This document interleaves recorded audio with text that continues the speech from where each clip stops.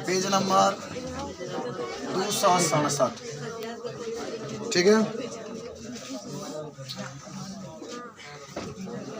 आप सभी लोग देखेंगे इसमें 3 क्वेश्चन दिया गया है। तीनों को जल्दी जल्दी हम लोग लिख लेते हैं। सोच के बताओ। पहला क्वेश्चन है विद्युत परिपथ तथा साधित्रियों में सामान्यतः उपयोग होने वाले 2 सुरक्षा उपाय का नाम बताइए। देखो, 2 ऐसा सुरक्षा के नाम बताओ के बाद जिससे आपको लाइट ना मारे, जिससे परिपथ भी जो तार वगैरह पूरा है ना वह सुरक्षित रहे। तो पहला देखा, यहाँ तो नहीं, लेकिन बड़े बड़े कंपनियों में जाएंगे तो वहाँ 3 तार की व्यवस्था की जाती है। एक गर्म तार, एक ठंडा तार और एक जमीन में तार हला दिया जाता है। तब आपको लाइट कभी नहीं मारेगा। पूछा कहाँ है, जितना जमीन का है उतना उसका भी है। आप कभी अर्थिंग को टच करिएगा ना, बहुत तगड़ा मारता है, झिंझिनाता है, लेकिन आप उसमें सट नहीं सकते हैं। अब वो काहे मारता है ये भी जान जाइएगा।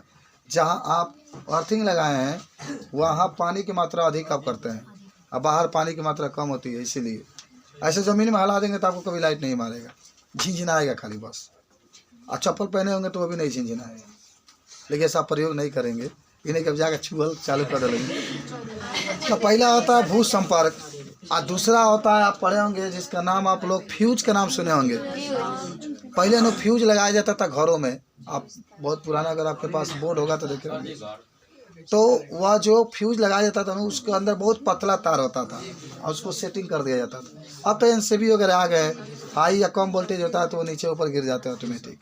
तो पहले फ्यूज आता था, उसमें एक पतला तार होता था, जैसे ही हाई वोल्टेज हुआ पतला तार गल जाता था और परिपथ का पूरा लाइट कट जाता था। फिर आप उसको निकाल लीजिए फ्यूज को, फिर एक छोटा सा तार लगा दीजिए। आज के फ्यूज केंगा लगा था हम बताते नहीं, हाइए तारवा में जुड़ा गई बा, जन तार बन एक नोच को में जुड़ा जाता है फ्यूज में। साला पूरा पंखा उड़ गया लेकिन फ्यूज को कुछ होइबे ना कोई। पंखा उड़ गया, टीवी उड़ गया, हीटर उड़ गया, इन्वर्टर उड़ गया और स्विच में कुछ नहीं होगा, मान जो भी चलने वाला है। हमारा बोर्ड में फ्यूज लगा है, साला असली बपौती फ्यूज है, पूरा इन्वर्टर जला दिया, पंखा जला दिया, लेकिन उसको कुछ नहीं हुआ, ना हिलता ना डोलता। समझ रहे हो? तालिक हो बन गया फिर से। लेकिन 2 सुरक्षा के उपाय। कंपनी की तरफ से आए होंगे सर। हाँ, कंपनी 2 सुरक्षा के उपाय जल्दी से लिखिए।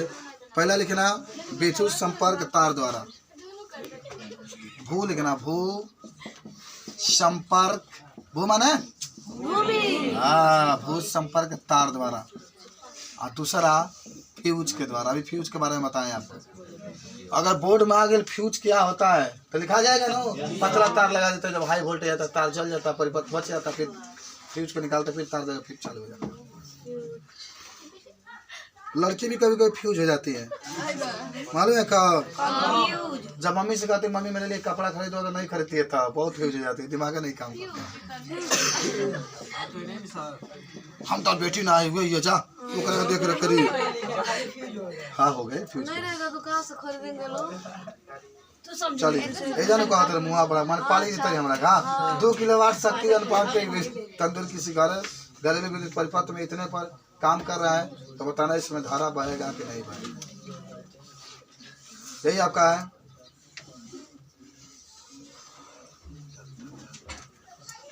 भाई 2 किलोवाट दिला बाप रे, बहुत ज्यादा दिया है भाई। और 220 वोल्ट दे तो दिखावे के बाद कि क्या उसमें धारा बहेगा कि नहीं बहेगा। नहीं बहेगा। लिख लो, देखो कि धारा का मान बहुत अधिक है, धारा का मान बहुत अधिक है, तार गल जाएगा, तार गल जाएगा और धारा नहीं बहेगा। धारा मान लो ओवर लोडिंग होगा ना, ज़्यादा तार में धारा जाएगी तो तार का सहन नहीं हो पाएगा। अरे घरेलू विद्युत परिपथ में अति भारण से बचने के उपाय बताइए। अति भारण जानते हो? अति भारण, पहले अति भारण लिखना तब इसको क्या होता है, सुनो ध्यान से। जब गर्म तार और ठंडा तार एक में सट गया, क्या हो गया? अब क्या होगा तुम लोग समझ सकते हो। पूरा परिपथ का लाइट फाल्ट कर जाता है। नहीं के विश्वास हो तो बताओ नहीं क्यों घर में बारात होता, ठीक बा, अतः से दुश्मनी बा, पड़ जाई से दुश्मनी बा, हैं तो बियाह तो दूसरा चाहत लोग चल दूसरा लड़का से होता तो मैं कुछ करे कि नहीं कि हरियर बांस लगाला जौन तार तार के भी लड़ाई बा वही में ले सटा लेकिन जाना पहले तुम जो बताओ बारात वाला जाए ध्यान रखिए चली ना खींचा बा गरम तार और ठंडा तार अति भारण है, अति भारण अति चलो अति भारण लिख लो, देखो जब गरम तार और ठंडा तार आपस में संपर्क कर लेते हैं तो विद्युत परिपथ में धारा बहना बंद हो जाता है। तो विद्युत परिपथ में धारा बहना बंद हो जाता है। इससे अतिभारण कहते हैं, इससे अतिभारण कहते हैं। अब बचने के उपाय क्या हो सकता है अतिभारण के बाबू?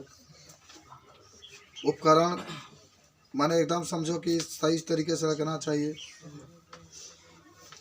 तार को दूरी पर रखना चाहिए, कहीं तार में कटा तो उस पर टेप लगा देना चाहिए। आप खुद अपने मन से बता सकते हैं कि जो तार होता है उसको, जो तार होता है ना नंगा तार को कभी नहीं रखना चाहिए, अपना मन से लिख लेना, उसके ऊपर टेप लगा देना चाहिए।